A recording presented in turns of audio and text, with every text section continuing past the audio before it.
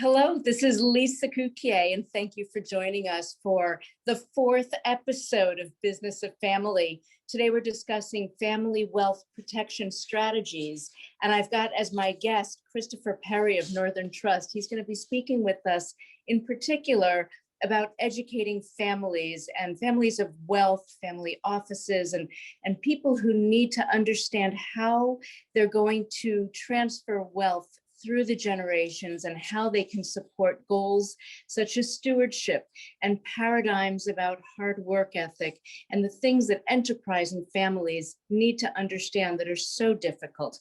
You know, here we are now at the 11th month of this pandemic, and many of us are hoping for our vaccines. I think the closer we get to that vaccine, the more we want it, the more of a tease it is, and the more that we're getting focused on it and we're watching in the news. I can tell you here in Massachusetts, we're watching every time we hear that there's another influx of vaccine doses coming in. And we're all on different waiting lists, hoping we can bump the line for one reason or another. And we're waiting for the generations to have their turn with their vaccine. But here we are, dealing with protection of family assets in an uncertain economy. We've seen not only the uncertainty of the pandemic, but the uncertainty of a new presidential administration. We've seen shifts in business. People are no longer entering venues, and now we're dealing with deliveries, and we're looking at service provision by telehealth and many different types of infrastructure changes in the economy, but also in family. And so Chris and I are going to be talking about some of these changes, the infrastructure changes, both on the inside in the family and on the outside with the enterprise. And through it all, through this pandemic and through all the uncertainty, students have been graduating, people have been getting married, children are being born, death does happen, disability happens. We're trying to help our clients with different typical life cycle issues and things that come up. And we're trying to advise the best that we can in a very uncertain economy. Initially, last March, 11 months ago, we thought this was a short pause, but we're seeing now that we need to make adaptations that are permanent, because we are in the 11th month now, recognizing that even when we have our vaccinations, life isn't just returning to the way it was. We're dealing with an indelible change on all of the generations, particularly the younger generations. And so, I invited Chris to speak with us because he's an expert in the education of the next generation around family enterprise, around family wealth and what that means, especially as typical life cycle issues press like a force on family. It presses sometimes in a very uncomfortable way on family. It presses on marriages. As a divorce lawyer and a family law attorney, a trust litigator, I've seen a lot of marriages really buckle under the pressure of this pandemic. These are marriages that were troubled beforehand, but the pandemic has just had a devastating impact.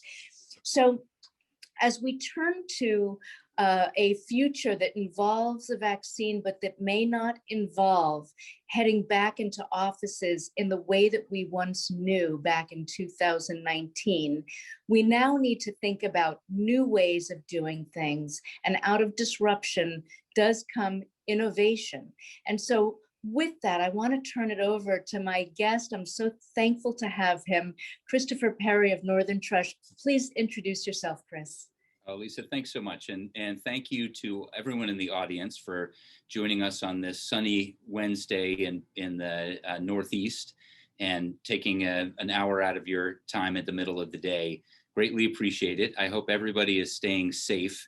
And you've chronicled how challenging this has been for all of us, Lisa. Thank you. My hope is in our conversation, we will also focus on some of those bright lights, the innovations that have come out of this, the opportunities that we have seized in families as a community and business that have risen out of this. In my role, heading up the wealth management practice for Northern Trust in Boston and New England, I'm privileged to have conversations with families on a regular basis about the exchange of information between generations with regard to wealth. And it's not an easy conversation always, but it can be an incredibly rewarding one. The place where I think I'm most thrilled when I see see it working well is to see in the next generation really take that responsibility and take on the role that goes along with being a good shepherd of and steward of family wealth. It takes time. The conversations aren't easy. They're delicate. There are family dynamics to consider. The information can be challenging to understand in some cases. So it's a process. I look forward to this conversation with you. And you're right to point out that through it all, the values that the families bring to the table are so important to understanding what money and meaning has to that next generation. Happy to have this conversation. I'm thrilled to be with you. Thank you. And families have been home more than ever. I know a lot of people used to wish that they could be home with their children and home with their families more. Now we have had more time at home than ever together during the shelter and in the ensuing 6 months since the initial 3-month shelter. How has this impacted the families that you're working with? How has the quarantine and spending this level and significance, both in quality and quantity, how has it impacted the clients that you're working with? So Lisa, I think that in order to think about this and probably a lot of the questions that we're going to think about today, it's appropriate to answer a question with a question. And in the case of, how has the pandemic impacted the family, often the best thing to start with is, how's the family doing? How in particular is the next generation doing? This has been a really difficult time when you think about the amazing work that teachers and families are doing to kind of shore up the education that a younger generation gets. It comes with a cost, right? It's the community. It's the lack of community, and that can be incredibly challenging. There are lots of data points out there about the mental health risks associated with this. So asking that question, how are you doing? How is it going, is really important. You've identified a number of the risks, right? We've in this country just surpassed 500,000 deaths. So mortality is a very important risk with all of the planning that goes along with estate planning and the like. The risk of divorce, the risk of mental health issues. So with that, I often ask, how families, how are you handling this? I'll tell a story and it's kind of anecdotal, but I think it goes to the heart of some of the silver lining in all of this. There's one family that has made an effort to get together pre-pandemic in person. Those efforts were successful, but generally kind of once a year type of affairs. This is a family that now has a monthly Zoom call, multiple generations, multiple different branches of the family. In a way, they feel more connected than they were before as a result of being able to do that thing that we all know how to do, where you just put another box on the Zoom and you just invite somebody new in. So those conversations can be incredibly helpful to a family in terms of feeling connected. It isn't to say that the risks aren't there, but the technology can be a real advantage, and we encourage our families to use it. Has that technology fostered resilience with the clients that you're working with? I think so. Yeah. I mean, and I'm interested in your thoughts on this too. The ability to stay connected, to share information, to be in community with each other, even if it's virtually, I think has been really, really important. I think all of us, I mean, in a way, the fact that you and I are having this conversation in front of an audience, people are dying to have conversations, right? They're dying to just kind of be together with other people. And so I love that. We encourage that as much as possible. And amazingly, thanks to technologies like Zoom and the others, it's really easy.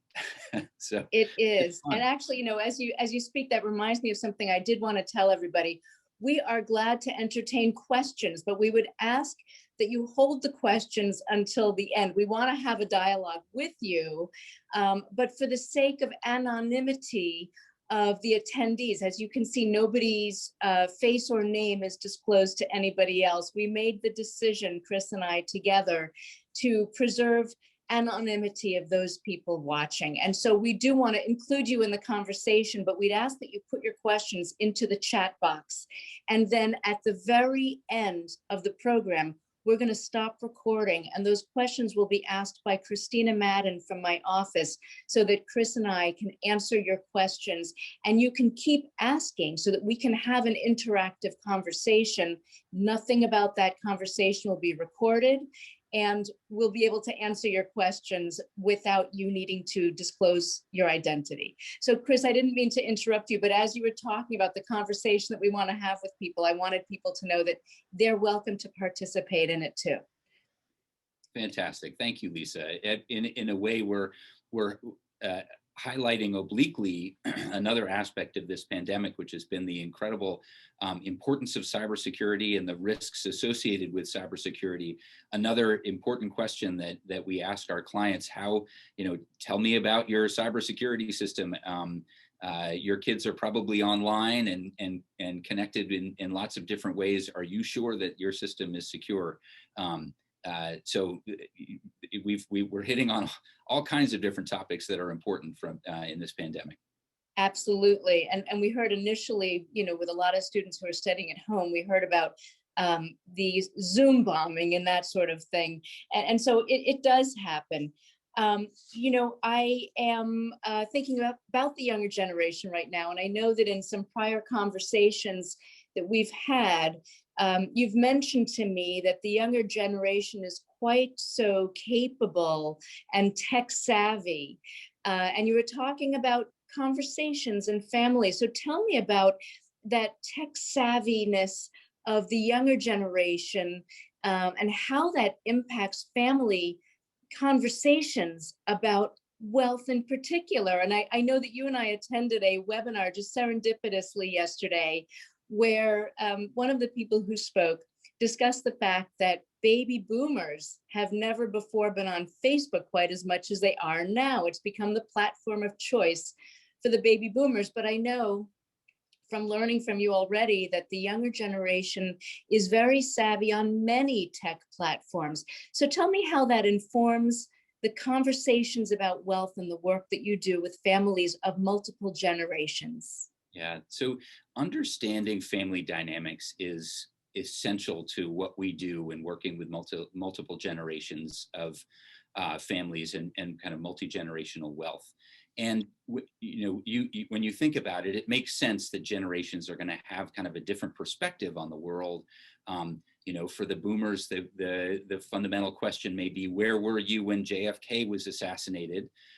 For my, the Gen X, my generation, how old were you when your parents got divorced? For the next gen, things like, when did you get your first iPhone? Are kind of the questions to ask. And that when you think about the difference in orientation between the generations, you have to understand that impacts the ability of generations to communicate effectively with each other. When you come from different places, communication is challenging. So, kind of to the parents, I ask, do you have a good sense of the role that in particular social media plays in your kids' lives? That's really important, because if you think about what social media means to any of us, it represents identity. It represents a community of people that we identify with and like what we see from them. So that next generation, that younger generation, is getting information from social media all day long about Mm. wealth and what it means.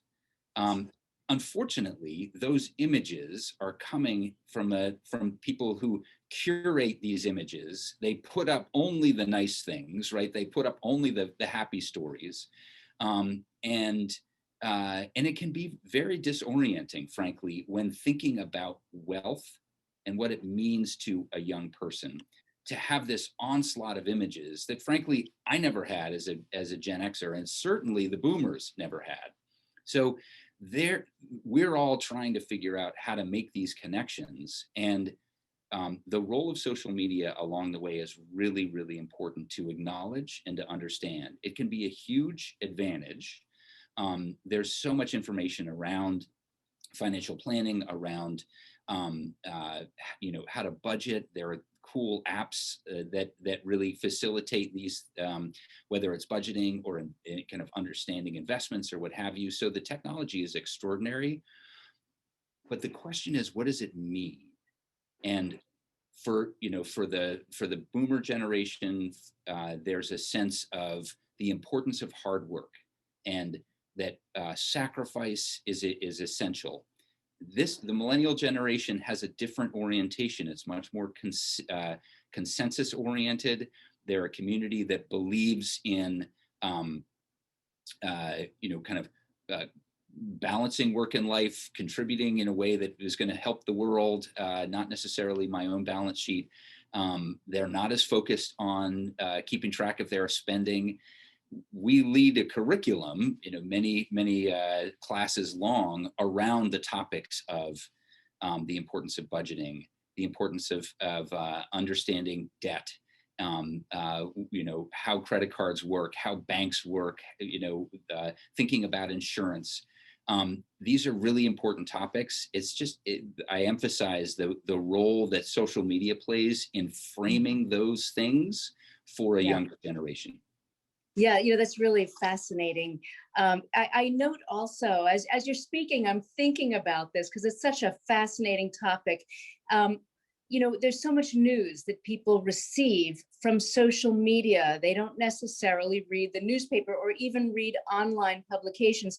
And I think the younger generations are getting their news off of social media platforms, which means that they're hearing about things that they might not other hear about in the way of, let's say, athletes who perhaps are going through divorce, or perhaps, I'm reminded of Britney Spears, whose father has conservatorship over her, and there's this new Free Britney movement, and all of these cultural impacts that are really bits and pieces of finance-related news, and they're human interest because they relate to human lives and marriages and divorces and incapacity.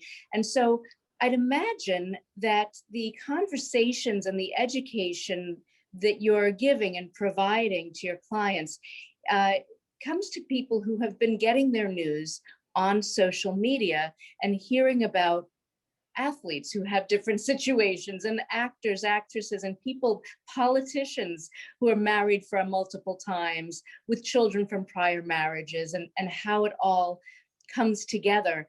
And it's an interesting thing. How do you dispel myth and help families recognize what money means to the family paradigm, and not just what it appears like on social media? Yeah, so I think the first thing that I would say, Lisa, is in talking about wealth, I think that we all know that families are not naturally good at talking about money. Like, it's just not something that we do generally. There's kind of a sense of it's impolite, or there's an impropriety around talking about money. At the same time, it's so important to so much of what we all do, whether it's the work that we choose, the places that we live, the people that we get together with to share activities that go along with a price tag that nobody ever talks about. So it's very, very challenging. collaboration is always the key, and you know this from your work with families. And I have a pressing question that I want to ask you about. Yes. With regard to this. But so the family is going to play a key role. Obviously, the senior generation is the role model for this. I think there's a misconception around how much actually needs to be disclosed at what time. Conversations around wealth certainly do not need to go to like the bottom line and balance sheet of a family's wealth, right? In fact, there are lots of other way more important things for a younger, person to understand about wealth before understanding the wealth in the context of the larger family wealth. And I start with, money and meaning. What is money, and what does it mean to you? And what are the things that, you associate with money, good or bad? When you have money, what do you spend it on? I like to remind people of the old saying, show me your budget and I'll show you your values. What you're spending your money on is a reflection of your values. And and then it goes from there. So if you focus on the brass tacks, do you know how to read a statement? Do you know how to read a tax form? Do you know like what a tax form is telling you? Why do we have insurance? When you start to focus on those brass tacks kind of a question, the larger conversation about the role of wealth within a family has context. And it doesn't get blown out of proportion in the way that, frankly, social media, by its very algorithmic driven nature, invariably blows things out of proportion. So get back to what's real. Get back to what actually are the tools that the next generation is going to need in order to be successful. So I'm gonna ask you a question about this because it's on my mind. I was a former trust and estates attorney, and understand the value of trust and protecting wealth through multiple generations, not only in terms of creditor protection, but also in terms of tax minimization. They're wonderful vehicles. In Massachusetts, however, we've had some challenges to the ability of a trust to protect the assets of the trust from a beneficiary who's in the middle of a divorce. Those cases have gone a number of different ways. I'm, speaking on behalf of a parent, nervous about kind of what it means. Can you give us some guidance about what somebody should be thinking about as their 18 to 30-year-old daughter or son is thinking about these big life decisions, including a marriage? Thank you. It's a very important question. I'm glad you asked because it relates directly to what we're seeing on social media and also what has happened over the year 2020 and the prior 7 or so years. We've seen an incredible shift in in whether or not a trust is immune from the attack of a divorcing spouse. It's an incredible sea change of a shift. It used to be that as lawyers, we would put spendthrift clauses into the trusts to protect them from the claims of creditors or angry soon-to-be ex-spouses. And the laws have changed, and it's changed dramatically with the Prenuptial case, with the Leviton versus Rosen case, and even in the year 2020 with the DePrince case, which was an amazing case. We've got other cases that relate to decanting of trusts, the Ferry Powell case, and a whole line of case law that has shown us that you can put your spendthrift clause in your trust. You can have a trustee who has vast discretion. You can have marital exclusion language that blocks an angry spouse. You can do whatever you want to do, but it may not work.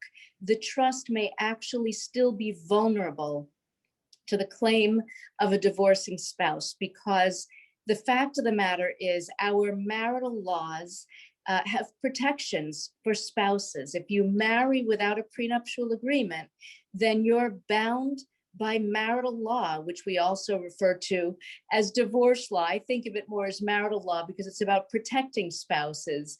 And it's about the many protections that come to spouses when you marry. That's the whole idea. But if you divorce, those protections still apply. And that means that the entire marital estate will be on the chopping block, if you will, for division and divorce. And that means everything you came into the marriage with, even if you have decades of life and acquisition of wealth that predate the marriage, it all comes in unless you've got a prenuptial to create an end date or a separate, segregated set of assets. So it all comes in. And then everything that you acquire or earn or that is gifted or inherited by you during the marriage, that's also part of the marital estate. And then a lot of couples separate but don't divorce. And that period of separation creates a question. It's past the coverture period, meaning it's not when the couple was living together as a married couple, but they're not quite divorced and they're separated. And sometimes during that separation, people acquire wealth because they might have bonuses or stock options that vest, or they might have family wealth and gifts and distributions or inheritance. And before you know it, you're looking at a whole new picture of assets by the time you get to the divorce, the filing of the divorce, which ordinarily creates a cutoff point. So with this entire amount of wealth at issue, trusts are at great risk. And if a trust is used for the support of an individual who's in a couple, and assets are available to be distributed to the individual by the trustee, then that amount of available asset is potentially going to be divided in divorce. And the division relates to many factors. It's not a given that it's going to be divided, and it's not necessarily 50-50. It's not necessarily an equal division at all. The way that it's done in our marital laws is that it depends on your length of marriage, the conduct of the parties, contribution of the parties, the way the trust was used, the extent to which it might have been woven into the fabric of the marriage. All of these issues and others will factor into the extent to which a trust might be divided up in a divorce. It also relates to how many people are beneficiaries and how we can value the trust. And so I've been doing a lot of work lately, assisting families by looking at their trust, their existing estate plans that may have been drafted by some of the most top-notch lawyers who are estate planners. And I look at that with a divorce lawyer perspective. And I look at it from the point of view, what would I, if I were representing a divorcing spouse, the less wealthy spouse, where would I attack the trust? Where are the little nicks in the iron? You know, where is it? How can I possibly get in if I'm on the other side? And with that, I'm able to advise families about whether they might want to amend, or if it's too late, decant. There's many different strategies, but there are strategies that exist to protect the wealth. But you're exactly right, Chris. Trusts are vulnerable, and more so than ever before. So Lisa, you've for some of us, you know, raised a new idea that may challenge some very fundamentally held beliefs that we've got it all in trust. Why would we need to bother with a prenuptial agreement before marriage? The trust assets are totally protected, and you've indicated, and you're supported by case law that has a lot of us in Massachusetts scratching our head that actually that's not true. So would you talk a little bit about your experience working with families where the happy occasion is approaching, trusts are out there, in a totally appropriate way? The family may not have you know gone into numbers or even terms of the trust with the younger generation. It may not have been relevant. They may not even be current beneficiaries. Who knows? Or it may be a quiet trust under Delaware. There are lots of reasons why somebody who is entering into marriage may be an unknown beneficiary of family wealth through a trust. How do you navigate that? And are there kind of things that people on this call ought to know about preparing for that hopefully very happy eventuality? That's another excellent question. It's difficult. We were talking before about the meaning of money, and you were talking about how money sometimes has an emotional meaning, and that you're assisting families to be educated about their wealth, and the structure of the wealth, and how to read different documents and have an understanding of them. So this comes up like a rude awakening for a lot of families when you've got people of an age where they're about to launch, or they have launched and they're about to marry. Many families will start the process of acculturating their children from an early age to understand that, of course, they're going to college, and of course they're going to have a prenuptial agreement. But some families don't acculturate to the concept of a prenuptial agreement being a unquestioned reality in life. Some do, some don't. And the concern that people have, and I know because I'm a parent, we're all parents, and you want your children to have a fire in their belly and to work hard. You want them to recognize that money, all the paradigms, money doesn't grow on trees, that you have to work for your money, that there's a work ethic. We come from enterprising families, and we have family values that related to decades and generations of very hard work, industry, and providence. And so as the new generation starts to think about marriage, we might not have told the new generation about the extent of assets or the structure of assets or what there really is and what needs to be protected. And we did that for very good reason. And our clients have chosen for very good reason not to have those discussions, because you want your children just to grow up to be hardworking, productive individuals.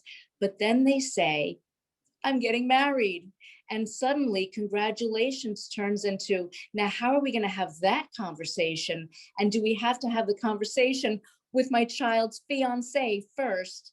Or are we going to have the conversation all together for the first time? We've never had the conversation before. And why does the conversation have to be had?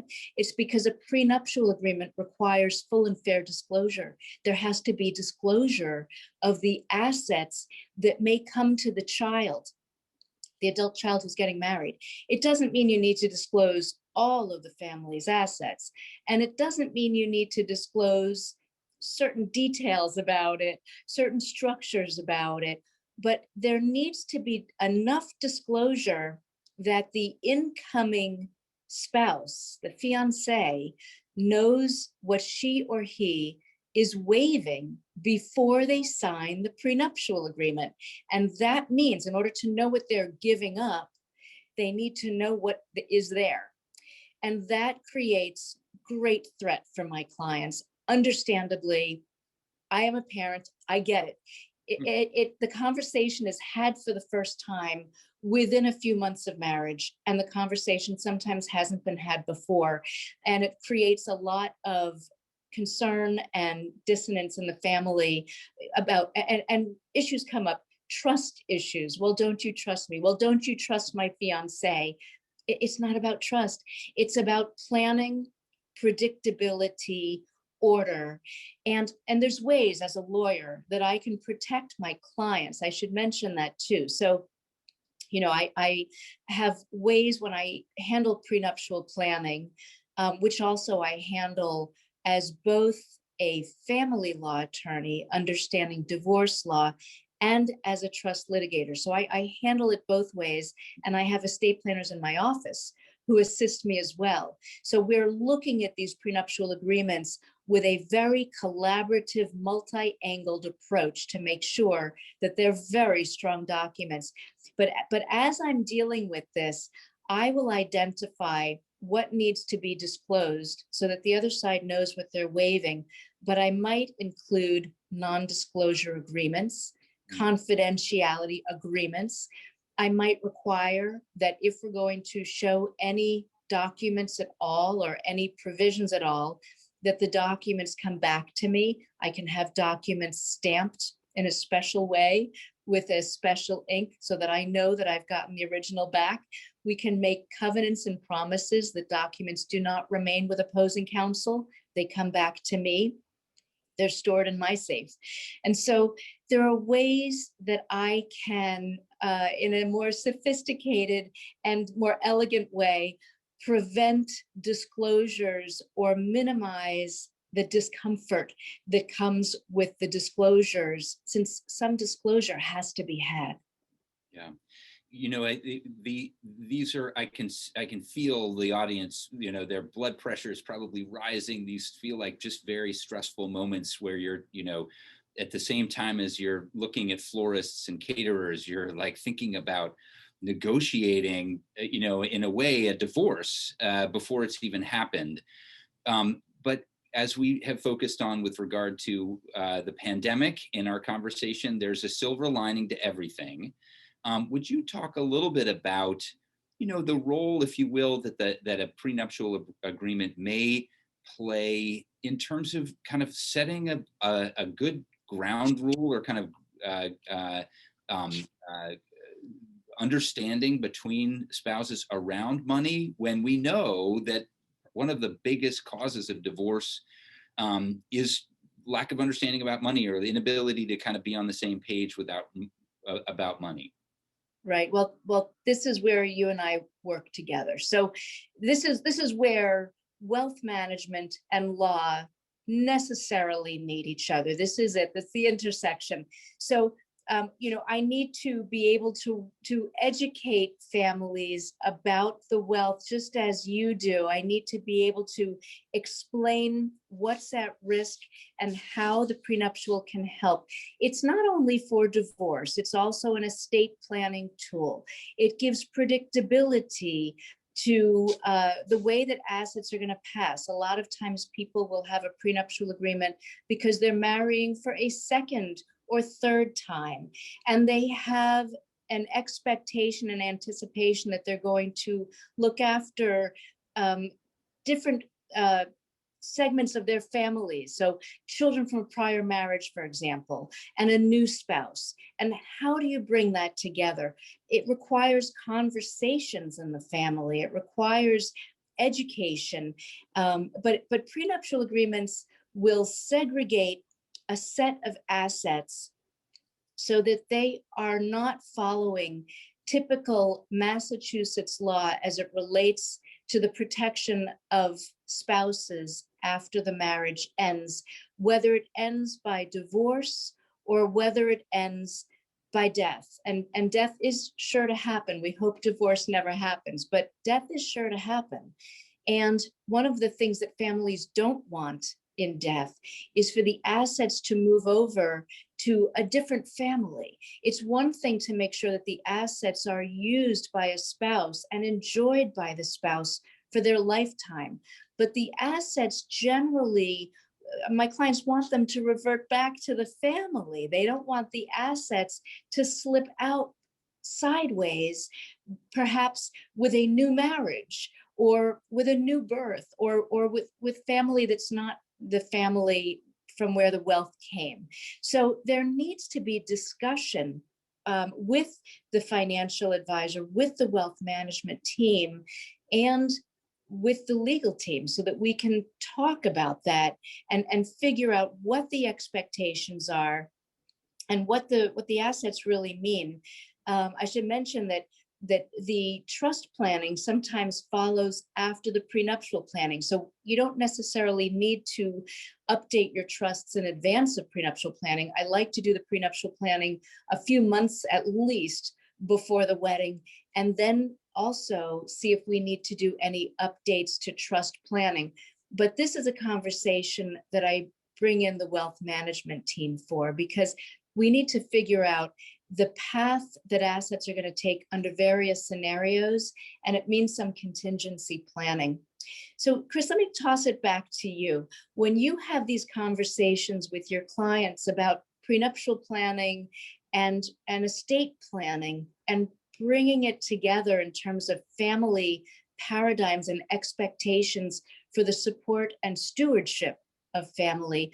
What do your conversations look like, and how do you educate your families around that topic? You know, you've said the key word, and that's stewardship. So the essence of the question that we're all trying to ponder is, how can the family structure effective stewardship around family wealth? So one of the first places that we start in that conversation is understanding governance. And if a family hasn't thought about what its kind of family constitution, if you will, looks like in terms of who makes what decision under what circumstances, I highly recommend that they do. Because these are the kinds of things that when everything is going fine and we're all marching merrily along, we know who to go to make, decisions. But when things get challenged and people may have health issues or may be unable to make decisions, or rifts in the family may happen either between family members or in the form of divorce, it's really important to understand, okay, so who is actually in charge of making decisions about this wealth? And that invariably is going to be broken out in terms of different assets. We haven't talked about the family business. We haven't talked about things like, important assets like executive compensation or the like. Those are really important to factor into this conversation around governance. What happens to those assets? Who makes decisions about those assets in the event of some, a terrible circumstance? I will tell you that in light of the terrible physical effects of the coronavirus on people, clients have been much more conscious about saying, what happens if I pass away unexpectedly, or am rendered unable to make decisions for an extended period of time because I'm on a ventilator or something? Understanding the answer to that question is the first and most important step along the lines that you're talking about. So once you kind of are able to understand the governance structure and the decision making structure, and understand where the succession lies, by the way, that can be a huge conversation in and of itself, to talk about, okay, who makes these decisions if grandmom can't, kind of thing. Then now you're turning to the second conversation, and that is, okay, within this family dynamic, how do we have robust, informative, authentic conversations about the wealth and its meaning to us in the context of the larger family, in a way that helps us to take agency and be in control of things that we can control, and to understand that there's going to be things that are outside of our control. I would leave with the basic idea with regard to family wealth, and this is so important to kind of emphasize, that family wealth is a tremendous asset for allowing people to do amazing things. It can be the source of incredible philanthropy. It can be the source of allowing people to pursue careers that are their passion, that they may not be able to afford otherwise. But in the end, there's kind of very simple math that applies here. If the family is drawing a percentage of the overall wealth to support their lifestyle in excess of, kind of your basic return net of fees, taxes, and inflation, then you're depleting the wealth. Period, full stop. The converse of that is, to the extent that the family pursues their own careers in a way where they support themselves, they think about, paying their own taxes, they have a sense of responsibility and agency around their wealth, that wealth can accumulate to levels that are unimaginable potentially right now to the family.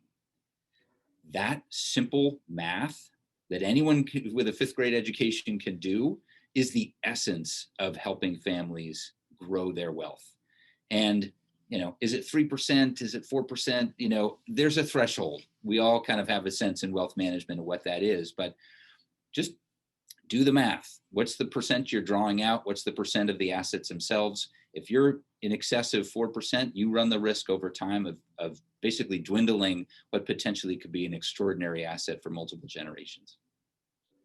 It's very fascinating that it is really a mathematical question, but money is so emotional. It has different meaning to different people. So tell me how you help families with the emotional meaning of wealth. It's a great question, and I would say that like so many things in life, there are as many answers to that questions as there are families. The family history is an important part of that. I will say that we have seen, as a senior generation gets older, many of our clients turning to wanting to memorialize their history. And in a way, it makes sense. If you can think about, aging gracefully, in one way, the essence to aging gracefully is knowing your history, knowing who you are, knowing where you came from. And the call for a senior generation to understand that and then to memorialize it in some way for future generations is very strong. And we work with professional outside advisors who will help a family. Perhaps it's an oral tradition, an interview with a senior a matriarch or a patriarch about their experience. Perhaps it's a book with pictures and a narrative. These can be really meaningful, and they can set the tone for a future generation to kind of understand where the wealth came from. I hearken back to my earlier comment about the importance of understanding family dynamics. Any good wealth advisor had better understand the family and understand that there are dynamics in every family. You don't have to be wealthy to have dynamics. And being sensitive to that is core to being good at helping families steward their wealth effectively. The obvious example is the old adage: does the squeaky wheel get the grease? There are going to be members of the family who are going to be the most outspoken, who are going to be aggressive in pursuing agendas, et cetera, et cetera. The best way to create dissent within a family is for there to be a sense of unfairness. And unfairness can often follow somebody getting more attention than somebody else simply because they're louder.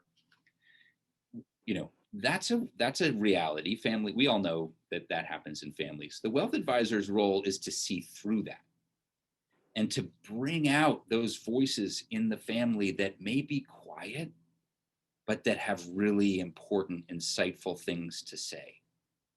And when that happens, suddenly questions about governance, questions about overall, like, what's our mission as a family, like, suddenly those take on new color. And you realize in some cases, and I am enheartened to find these realizations, the kind of gruff speaking vocal person, their intent was never to control the conversation. It was to ask provocative questions that got everyone else on board. But if your wealth advisor and your team is responding in a knee-jerk reaction and just like wants to keep that person happy, the conversation breaks down. It really is important to understand dynamics. Yeah, that provocative question is very often disruptive in a good way. You spoke about silver lining. So the disruption does create innovation in the way that we think about things, and especially in a pandemic culture where we're dealing with a complete anomaly and something we've never dealt with before, it's generating new thoughts. But those new thoughts and the new way of doing things are definitely impacted by feelings of family fairness, fair treatment, especially when there is not only family wealth, but a family enterprise, a business involved, where perhaps some family members are working within the business or plan to be successors to it, and other family members may not be. And there are many issues that come up along those lines that relate to how we treat family members within the same family who are participating in different ways. And it really comes down to governance and planning and communication, as you discussed. So we're getting close to the end. We have 10 minutes left to go. I want to be sure that we're going to answer questions. And I see that there's one pending, but before we get there, I want to just, I see there's a couple questions already. So I'm gonna wind up quickly and conclude. And then what we're gonna do is we're gonna turn off the recording so that if anybody else wants to ask questions, they can. So let me wind up by just thanking you very much while we're still recording and discussing the fact that we have now been 11 months in some kind of a shelter. We're looking at a long game to adaptability. Some people postponed their marriages. Some marriages buckled under the pressure of the pandemic.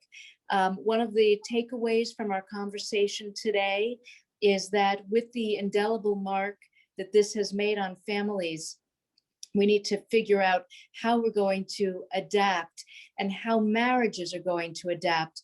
One way to do that is to be thinking about prenuptial planning, especially as we're right now in prenuptial season, as I call it. It's that late winter, early springtime before the summer marriages.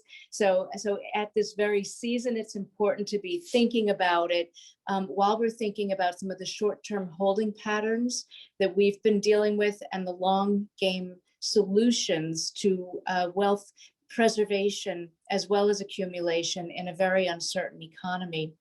So with that, I want to remind everybody that Wednesday, March 24 at 12 noon is our 5th episode of The Business of Family. We'll be discussing philanthropy and intentionality with wealth. And I want to thank Chris Perry from Northern Trust, who's been the most educational guest that I've had on this program. I've learned so much from you. It's been my pleasure. I really appreciate being here. And thanks to our panelists again. Be safe.